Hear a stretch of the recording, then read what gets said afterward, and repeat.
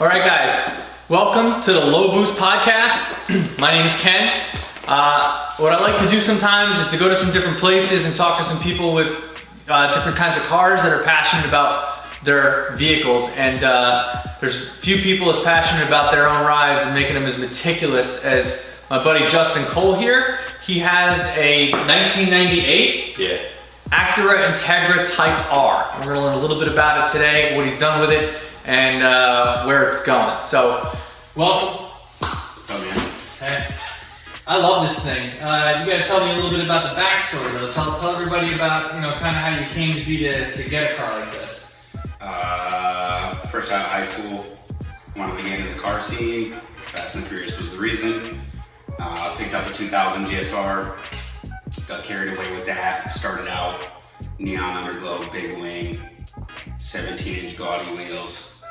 Fast tracked a couple of years. 2 built motors later. It was a turbo setup, making a little over 500 on race gas, low 400s on pump.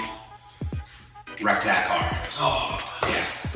So I was devastated. I liked the Integras at the time. Actually, I loved the Integras at the time. So basically, I decided, let's strip the car down, sell what I don't need, figure out what the next move was. Next move was, okay, I want to get into another Integra. At that point in time, I was like, maybe I'll just pick up another 2000 GSR, kind of like white. The previous one was a black one. Wasn't really sure what route I wanted to go. Finally, I said, listen, if I'm going to do it again, I'm going to do it right. I'm going to get a Type-R. Okay. And then I realized, okay, if I want a Type-R, do I do a 2000, 2001, black, yellow? Didn't want to go black again. Wasn't a huge fan of yellow. I said, you know what? I'm going to get one of the rarer ones. So I went for a 98, which was white. 97 was white as well. A little bit less. Models were brought to America, a little bit harder to find.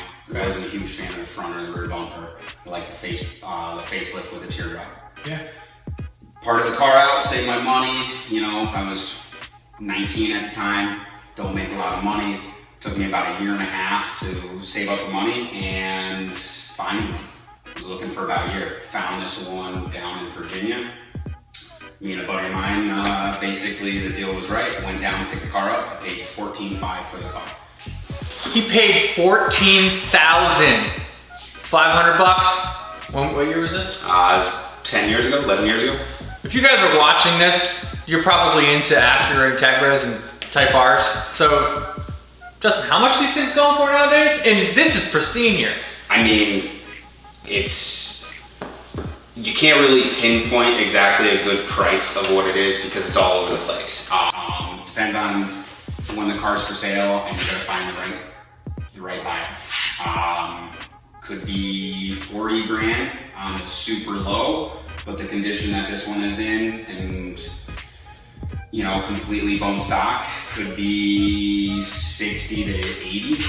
It's tough to say. It's a rare occasion to get a car and actually have it appreciate in value by that much. Yeah, it's funny, because I guess everybody knows growing up as kids, parents always tell you cars are the worst investment, right? They are. 90% of the cases they are. And I bought this car. I had no intentions of trying to make money off of it. I was like, I'm going to buy this car. I'm going to set this car up how I like. It will probably go through 2 or 3 phases of what I like, but I had the mindset of, I'm never going to sell this car. It's not going to be worth anything. I'm going to take the car to the grave with me, Yeah. And about 2 years ago, started seeing where the market was going. Finally was like, wow, I actually might have something here, And you took the motor that you had. Yeah, so back up a little bit. The motor out of the GSR, we had to do some work to it. We won't get into too much detail. Long story short, it's an 84 millimeter Benson sleeve block. GSR transmission, 440 final drive, Quake, LSD. I'm very meticulous. I like everything neat and clean. I media blasted the block, sandblasted the transmission cases, powder coated both of those clear. It's got a top mount manifold set up from what was Synapse Motorsports, then turned into Quantum RACEWORKS. The previous owner of Synapse Motorsports and then Steve, the owner of Quantum, good friends of mine. They've basically basically set me up straight, always helped me out, and kind of overseed the build, did a lot of work for me from start to finish on both the GSR, which then turned into this car. Nice. Build head, not gonna get into details. It's, you know, it's got all the meat and potatoes, all the sporting mods.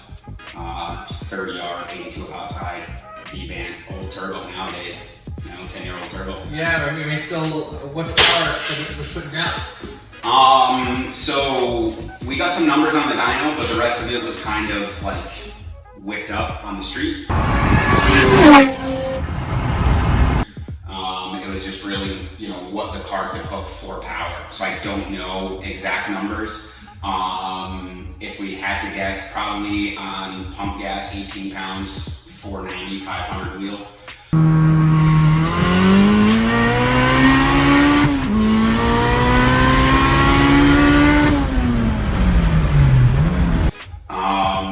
Race gas, 30 pounds, probably 620, 630.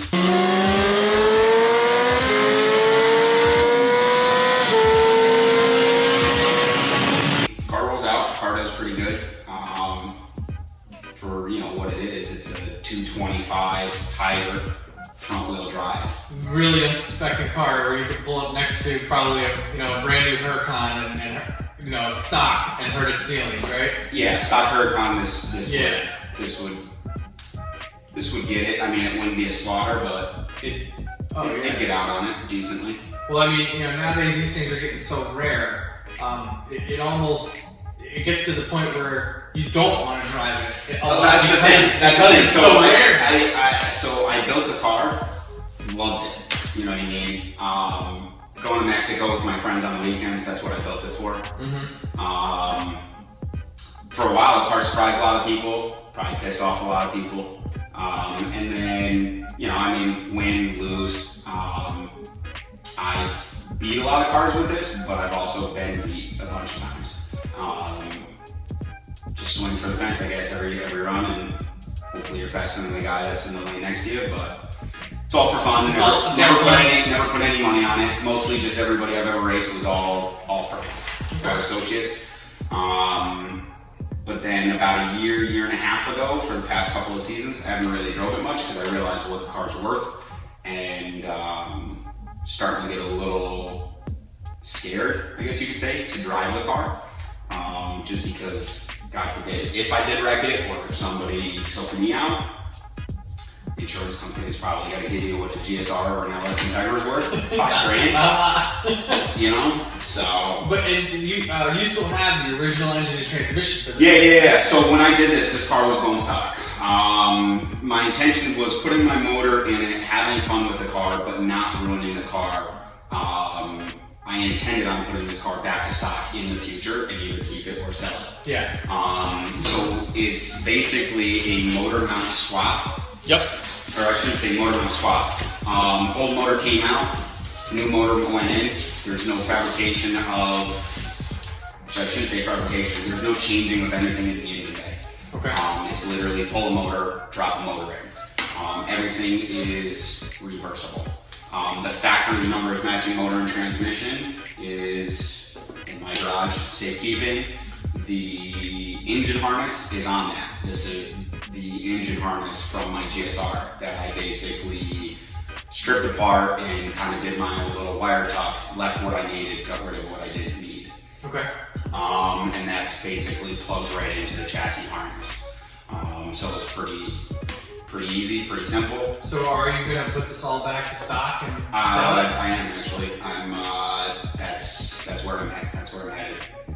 Okay.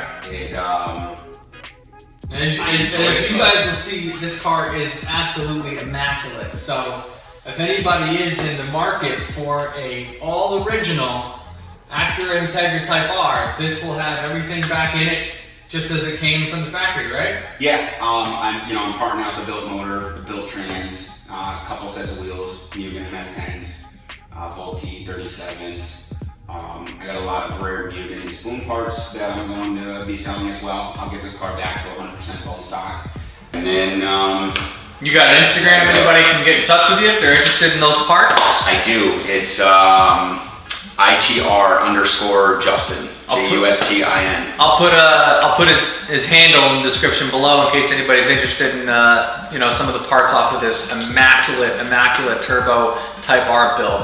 Personally, I've never had a Honda, but there's a few rare ones that I would like to have. But now all the ones that I would like to have are out of reach for most people. Yeah. You can't just go buy one of these. I mean, so basically, if you stay in the Honda game, what do you do after this? NSX. yeah. Love the NSXs. Good friend of mine has one. I wouldn't mind getting into one, but I kind of want to go above that. I have a Mercedes AMG as well, so I'm going to sell that as well and take the money from this and the Mercedes AMG and kind of roll that together to get the next car. You want to tell anybody what it is yet or no?